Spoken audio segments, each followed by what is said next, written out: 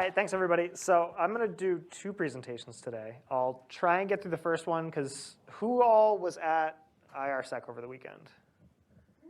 All right, cool. So who of you was able to see the keynote? All right, a few less of you. That's all good. So I work for SRA. I did a lot of stuff, but right now I work as a penetration tester for SRA. Security Risk Advisors, they're one of the sponsors of our ITSec, and I am on the advisory side, which means that I am one of our red teamers and one of our penetration testers. So with that, one of the things that I've been doing lately is a lot of purple teams, which is kind of going to be the subject of what I'm talking about. But with that, Mike Pinch was here on Saturday, and he did a keynote that talked a lot about some of the similar stuff. So I'm going to try and skip over some of the less interesting stuff, get into the cool stuff, and hopefully won't bore you guys who already saw the project or saw some of this presentation. So for those of you that don't know, a purple team exercise is a test to examine the effectiveness of each individual security control that a client has. So if you have an entire security stack ranging from endpoint protection all the way up through, say, a mail gateway, depending on the type of purple team testing that you're going to do, the goal is to test each individual part of that separately so that you know where your gaps are and where you as a company can improve. From that, it also tests some of the IR playbooks that our clients might have in place and some of the alerting logic and the rules that get put in place so that if something does go wrong, a client's able to actually pin down what went wrong and kind of triage it and go from there. So like I said, it is a test. It's not an audit. So this isn't like a comprehensive thing that's going to cover every single security control, every single threat group that somebody's going to have. And it's decisively not an audit because we don't want our clients to come in and see, hey, we're going to test all of your security controls, and they're going to think it's an audit. And when people start hearing about audits, things go wrong. But purple teams are great because SRA has a really good way of doing it. And it all starts with Vector, which is what Mike showed on Saturday. And it's the tool that we developed in-house and not open sourced, but put it out to the public so that they can use it. And what it is it's a web app that you can dump a bunch of purple stuff into and use that as a framework to develop the testing. Inside of Vector, we develop campaigns and test cases. So the test case indices are bundles of different test cases that we kind of package up and ship out to cover specific things. So an enterprise purple is going to cover everything all the way through, whereas an essentials is a distilled set of 50 test cases that give the client the most bang for their buck. An FS index is something that can focus on the financial sector. And then from there, we also have specific threat groups that we can carve out and talk about specific APTs or specific attack chains that a client might worry about in their environment. So if we have somebody working in, say, the finance sector, we can say, hey, you guys might like the FS index because the threat groups that we modeled that campaign after commonly target financial companies. And that's how they can really dive in and figure out where their specific threats might exist. And then lastly, SRA does execution really well because they bring in a ton of people to make purples happen. So on the SRA side, there's always an MC, there's always a red lead, and there's always red operators. And from there, depending on the type of purple you're doing, you're also going to get a blue lead and some blue SMEs. That means that every part of the attack chain is covered. And somebody can come in and go, hey, this is exactly how we execute this test case. This is how it would happen in a real-life environment if it was an attacker doing this. And then the blue people can talk about how in the client environment, these specific detections might happen. So if they have, say, CrowdStrike deployed on their endpoints, the blue SMEs are going to know, hey, this specific function will get flagged in CrowdStrike if you have this setting enabled. And that allows a really deep dive and allows the client to get a ton of value out of potentially rule development even after the purple's over. So on the client side, we also like to have the client contact, client stakeholders, and the client SMEs on. That way they can dive into their own log stacks and figure out where things are being logged, where things might not be being logged, and where stuff, if it is being logged, isn't quite making it up to the SIEM to actually alert.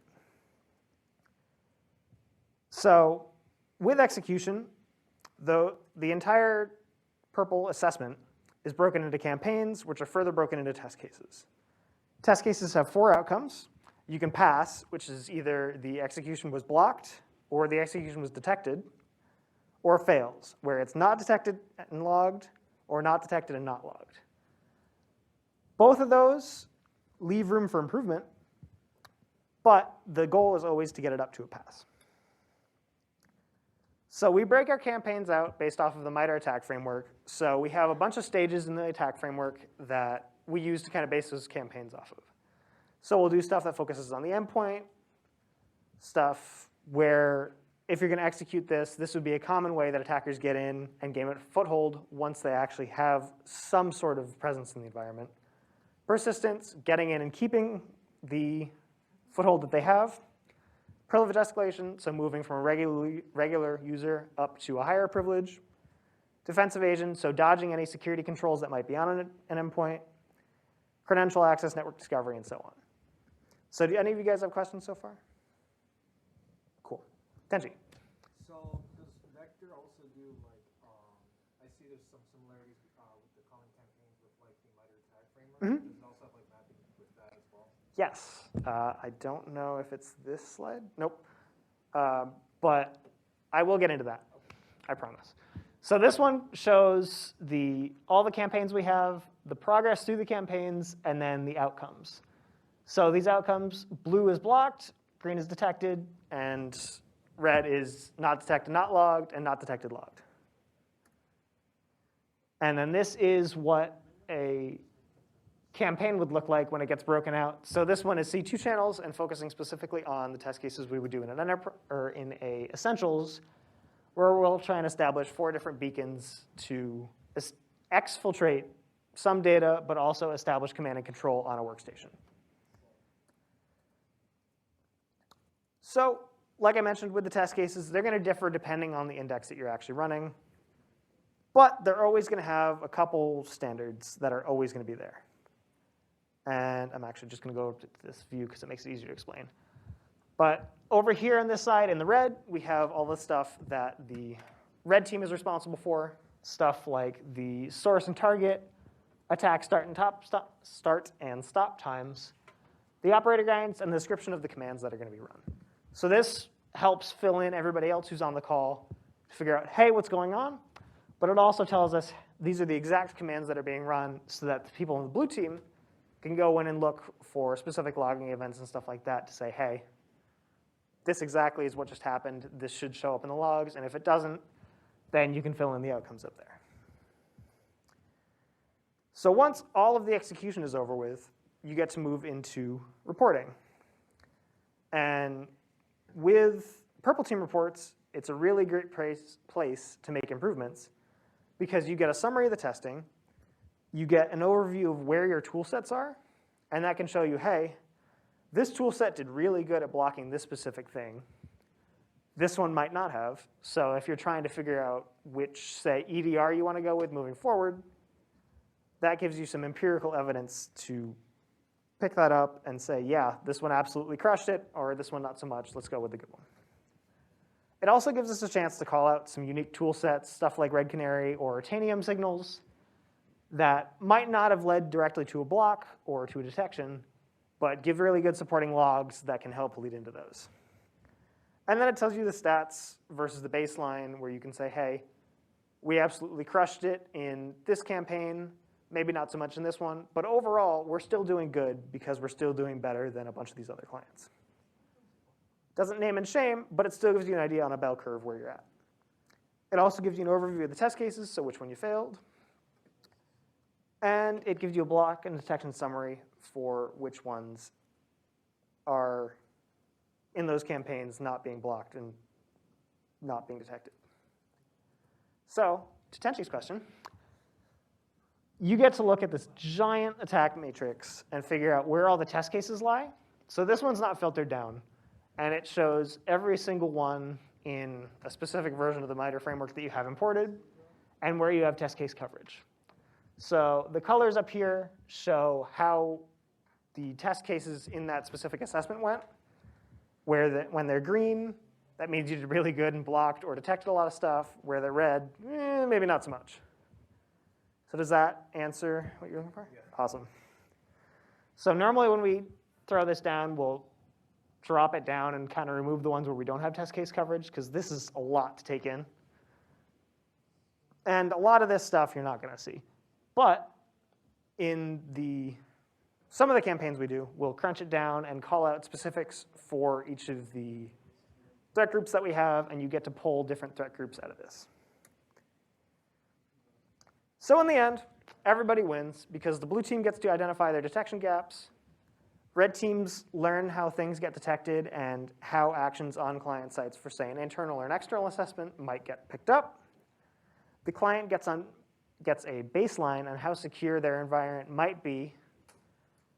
And we say might because it's not for sure ever, because there's always new things that are coming out and new environments that are evolving and security changes that are going to be made, et cetera, et cetera. And lastly, you can do targeted threat group modeling to pull out specific threat groups and identify, hey, this is how we do against, say, Ryuk or Conti or something like that. I think, yep, so that was the end of purple team talk. What I want to do in the future is, if we can pull it off, I want to try and do a live purple team with some of you guys and have some of the SRA folks come back, and we can do some red leads, blue leads, and then have you guys as students try and execute the test cases and pick up on the detection stacks. Does that seem like something you would be interested in? I like thumbs up. Cool. So, any other questions on that? Tenji.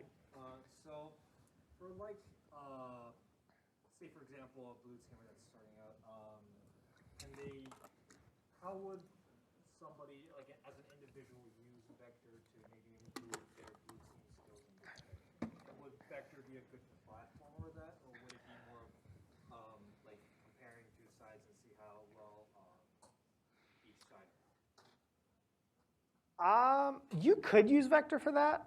I wouldn't necessarily recommend it, just because it's pretty focused on the purple as a whole. So if you were trying to figure out like the detection logic for some stuff, the actual bundles that we dump into it would probably be more useful, because those have the threat intel and the, let's say, curated, targeted, and distilled info instead of just a platform as a whole. So like compared to, say, adversary emulation tools like R and Caldera, this would be more of a purple team rather than an adversary emulation tool. Yeah. So that's kind of the idea as a whole, is it's not going to, Vector won't do that by itself. It just provides the means to doing that well and making it a nice, easy form to present back.